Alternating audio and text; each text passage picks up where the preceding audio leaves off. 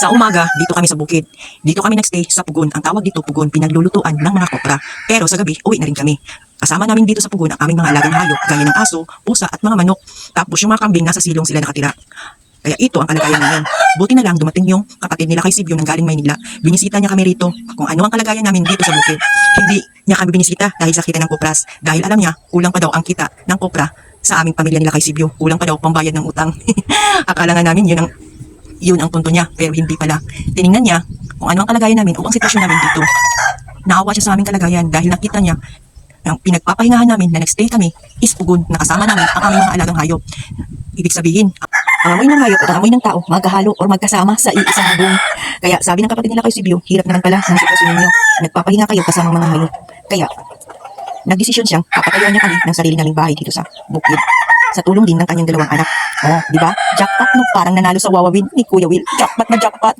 Really, really appreciated. Yung minsan nangangarap ka lang kung magkaroon ka dito ng sariling bahay. Pero ito na sinimulan nang ipapatayo ang aming munting palasyo. Wow na wow! Kaya ito ang preparation, nagtatabas na kami ng mga damo kasama ang pamilya ni Dudong, tinulungan nila kami.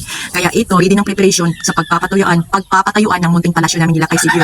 Dito gawin, hindi yung gawa na, kasi mahirapan daw sila kapag gawa na. Dahil ang kalsada dito sa amin, nasa ibabaw, ang tawag kasi dike, tapos mahirapan daw sila pag ibaba yung bahay kubo. Kaya kailangan dito talaga gawin ang aming munting palasyo. Ayan!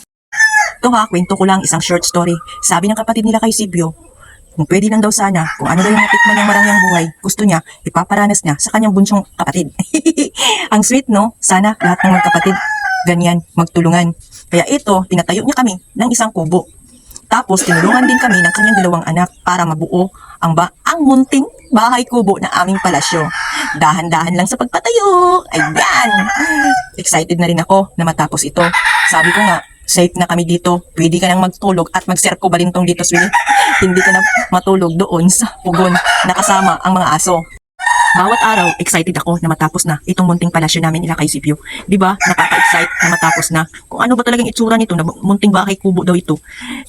Bawat araw, binibisita ko namin ang munting bahay na ito na matapos dahil super excited na talaga kami na matapos ito.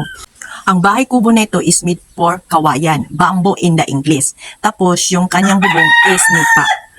Lahat ng mga gamit dito is na kahoy is puro kawayan, walang kahoy. Tapos yung bubong is nipa. Para siyang province style. Yung masaya ka na kahit ganito lang yung bahay mo. At least may mapagpapahingahan ka, tapos safe ka. Yung bahay na matawag mong bahay, aanin mo naman yung bato na bahay, tapos ang nakatira is kwago. Mas masaya kasi kung ganitong bahay. Hindi kasi ako nangangarap na isang malaking bahay tapos magulo ang buhay.